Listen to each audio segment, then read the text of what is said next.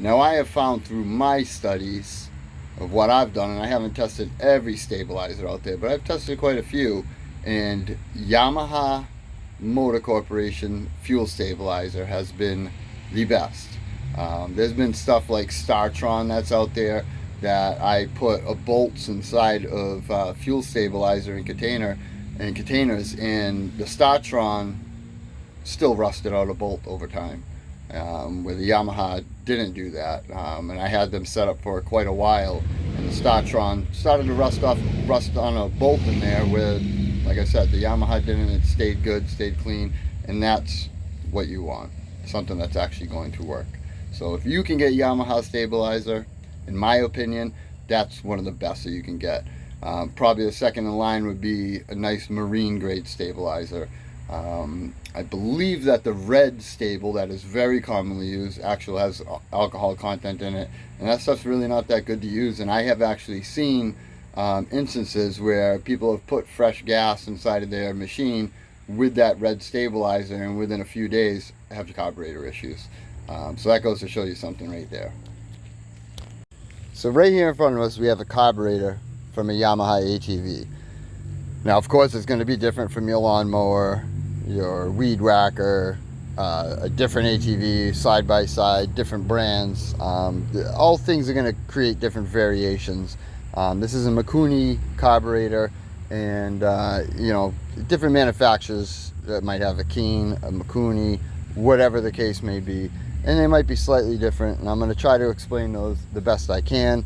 I guess one of the bigger differences would be this screw right here.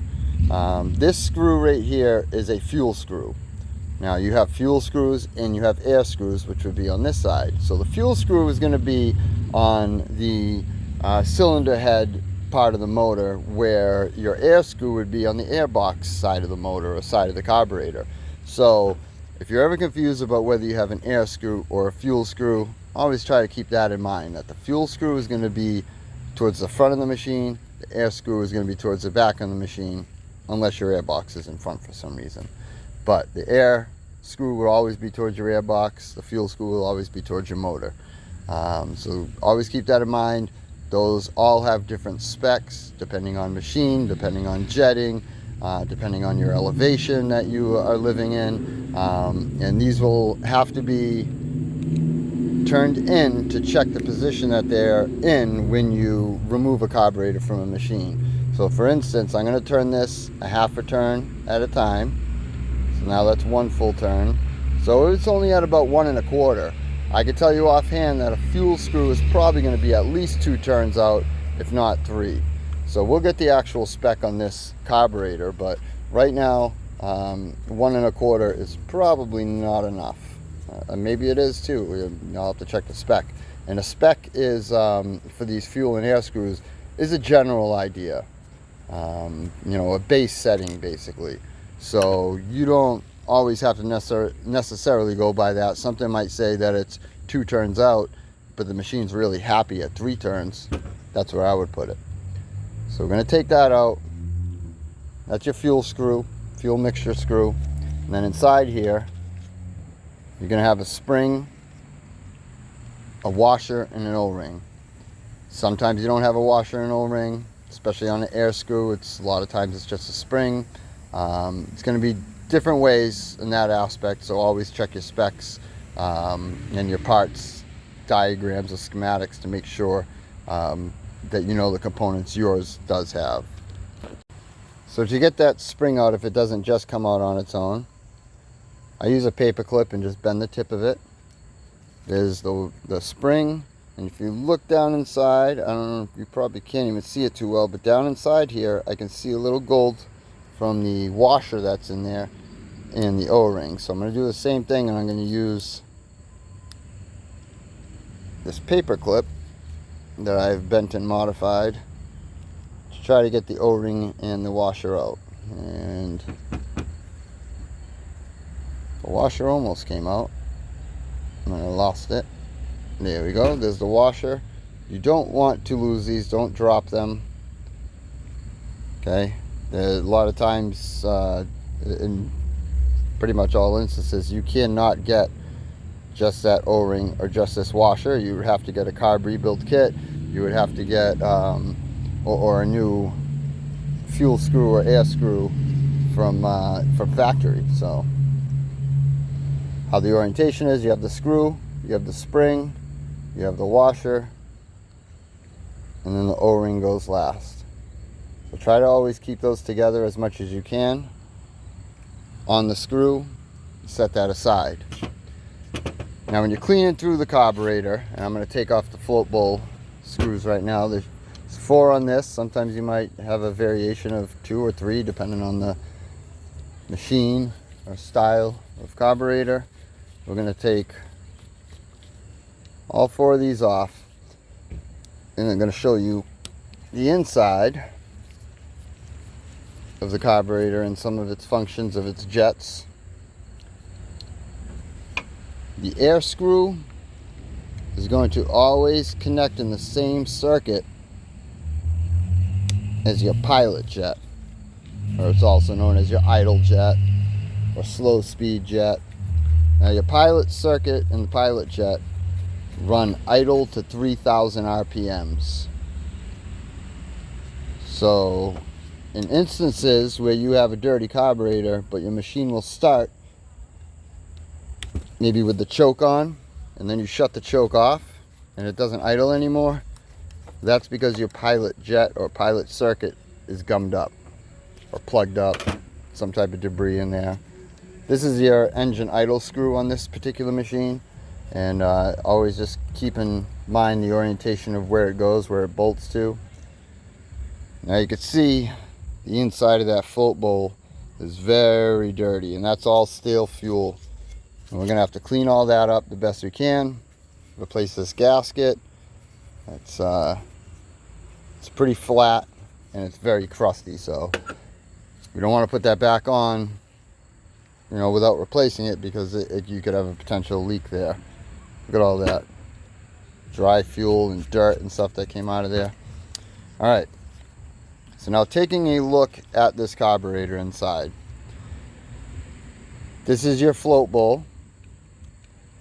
This would be called your needle valve, and this is the seat. So that's your needle and seat. A lot of times if your carburetor is leaking over, that's your issue right there. It's either the needle, the seat, or the float. Typically you don't have issues with the float, but it's always a good idea to check them, and the best way to check them is to just make sure they don't have any cracks or pinholes or leaks in them. If they take on water, they're not going to float.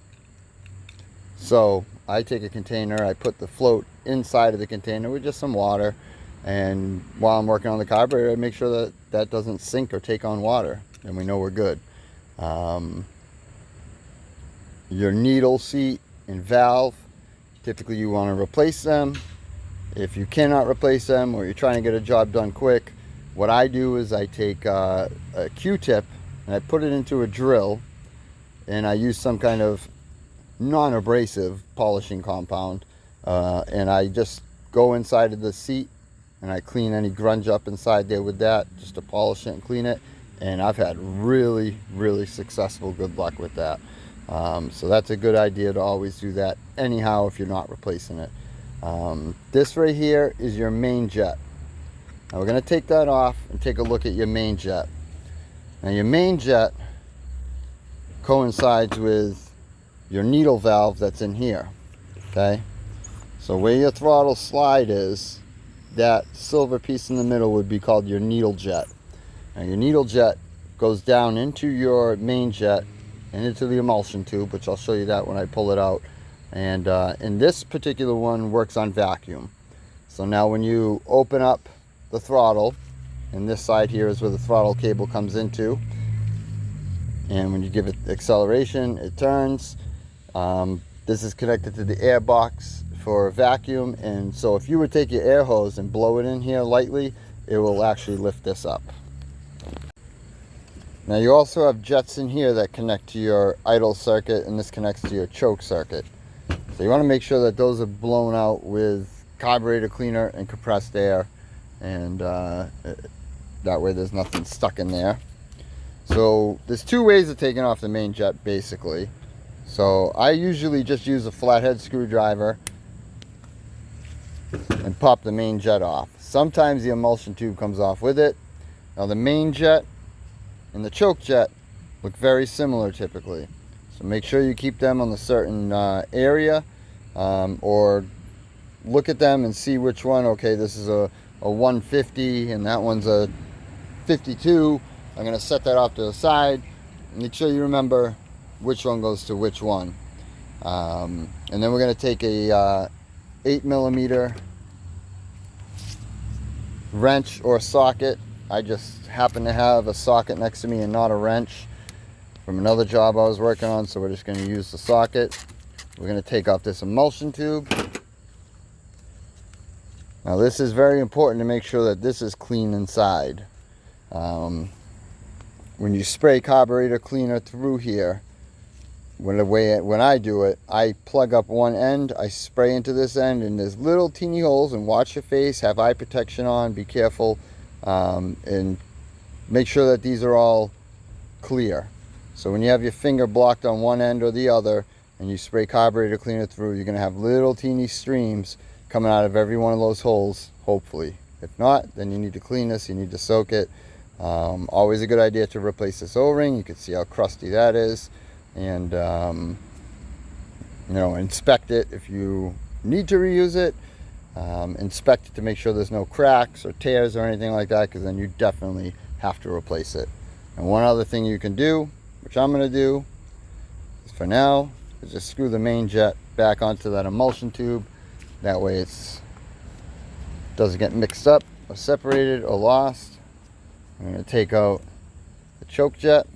As you can see, it looks pretty much identical to the main jet. So you can see the needle valve sticking through right here.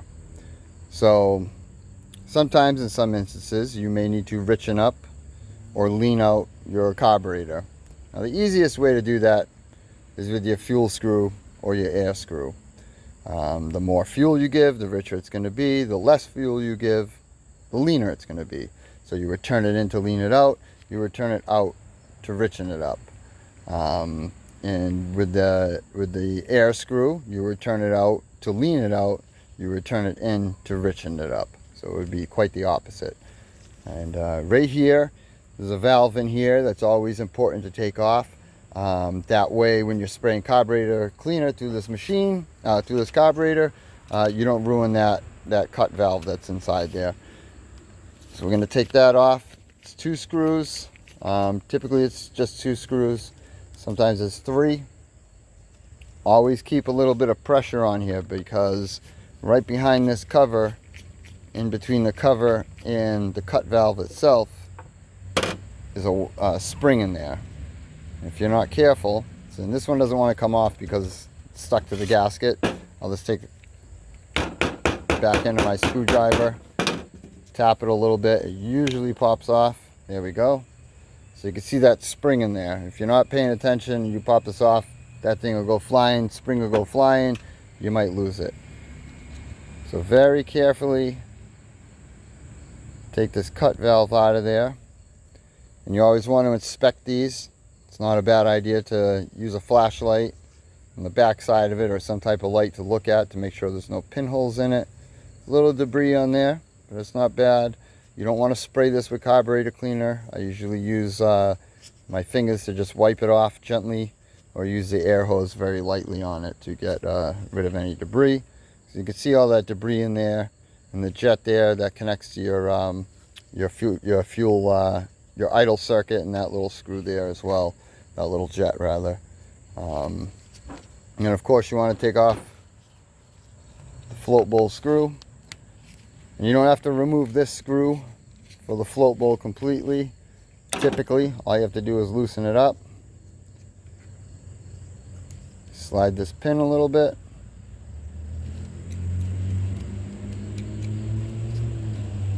And pull up. So this is your needle valve.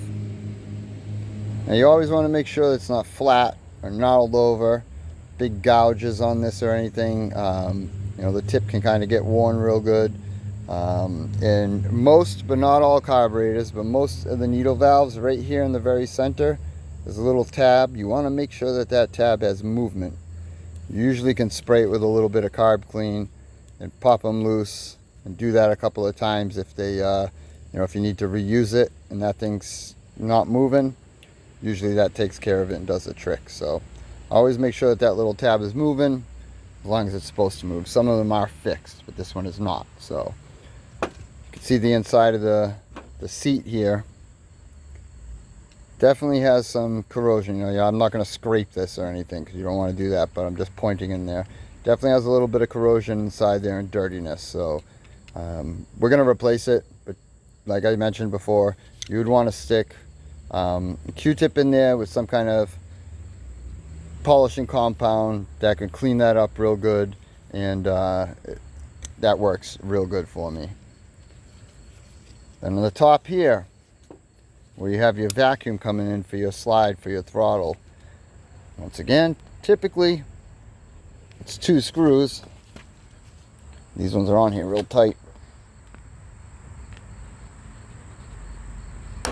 Wow, that was tough to break through. Sometimes if you can't break the screw loose, if you go in the opposite way and you try to tighten it, sometimes that helps a little bit. There we go.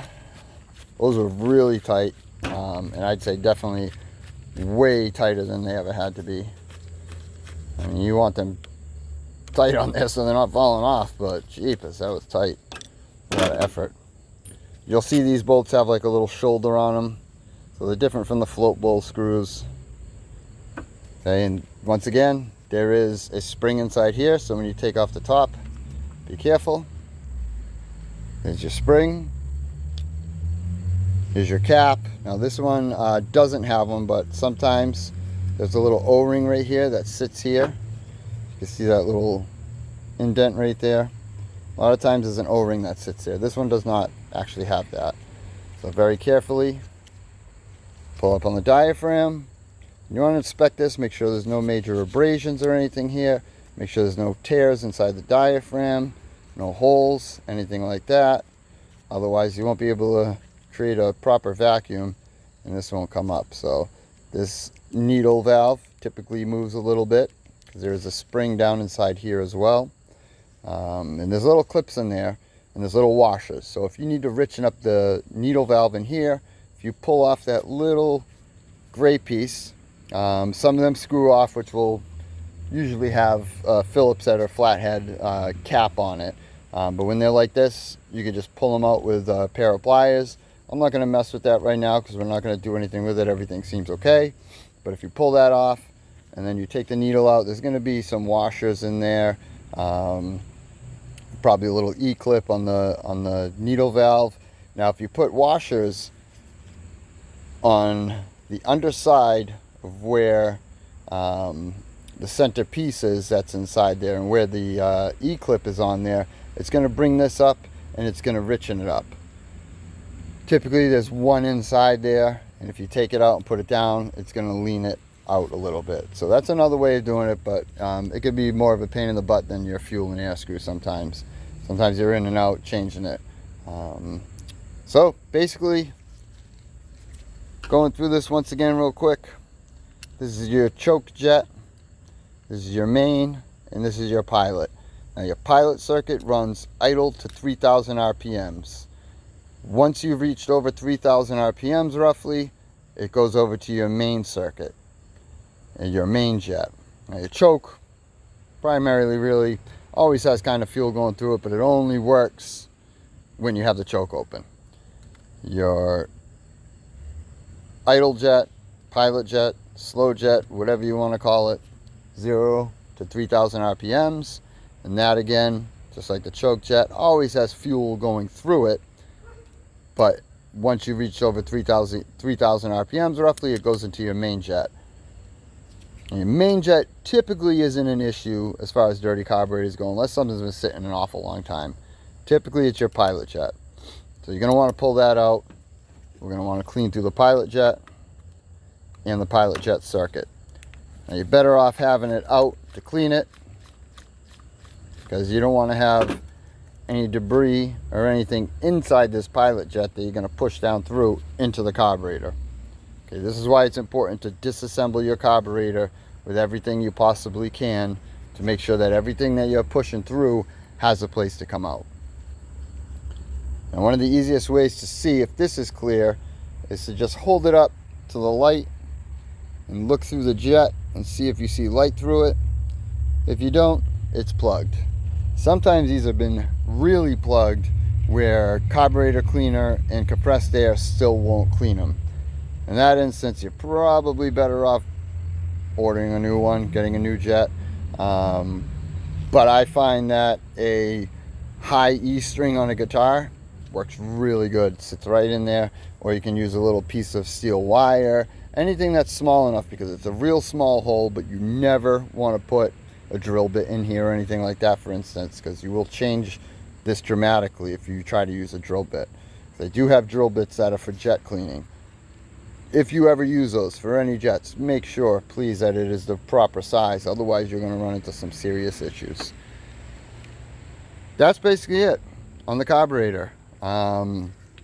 Again, some of them do vary, you know, depending on their manufacturer, depending on the style of carburetor, the manufacturer of the carburetor and the machine itself. And just always remember, just disassemble it as much as you can, especially these rubber diaphragms and cut valves and stuff like that. This part we don't have to take off right now.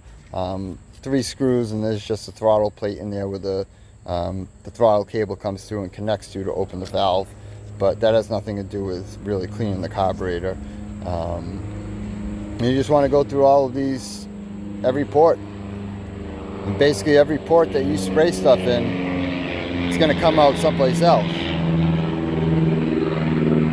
Pardon me for the plane. So for instance, if you spray where your choke assembly goes into your carburetor, then it's going to come out of this hole, and vice versa. If you spray carburetor cleaner in here, it should come out of where your choke goes in. Your pilot jet here, when you spray it inside there, it is going to come out of your fuel screw, and it's going to come out of here. So if you spray in here, it's also going to come out of your pilot jet, idle jet, and your fuel screw. And in here is actually going to come out of here where the cut valve is too. So if you spray in here, it's going to come out of here. If you spray in here, it will come out here. When you spray into this part, it's going to come out your main jet. It's going to come flying out of there. If you spray into here, it's going to come out of where your needle seat is, because that's where your fuel line is. Make sure everything's clean. Make sure that you always replace this, or if it's in good condition, you can reuse it. But never put any type of sealant on this float bowl gasket, because when you tighten it down and that sealant goes inside this float bowl, and a little piece of silicone or something gets plugged inside this jet or this jet or this jet or wherever, you're going to run into an issue. Everything needs to be clean. Everything needs to be dry. Sometimes if you're reusing the float bowl gasket and it's being a pain to seat back in there, you can use tiny little dabs of grease to help hold it in place, you know, and but still, very little bit of grease, just enough to hold it from falling off while you assemble everything. Doesn't hurt to grease this just a tiny bit, just to lube it up too if you're reusing it. Again, I'm going to replace that. I'm getting a jet kit for this thing. We're going to replace all these parts brand new and get this machine going for this gentleman that I have his machine here for. So that's basically it. I hope you enjoyed this video, learned a little bit about carburetors. If you have any questions, comments, anything like that, please leave a comment below. And always stabilize your fuel. If you can't, for some reason, make sure you, you know, if you have a fuel shutoff on your machine, which most carburetor units do, highly recommend to turn the fuel in the off position and run the machine till it's dry of fuel and it runs out, or drain the float bowl screw, which would be this right here, and you'll have excess. Your fuel will come out of here, whatever's left in the carburetor, and put it into a suitable container. back into a gas can or another container that's safe enough to transfer it into a gas can to reuse that fuel. So thank you very much, and we'll catch you on the next one.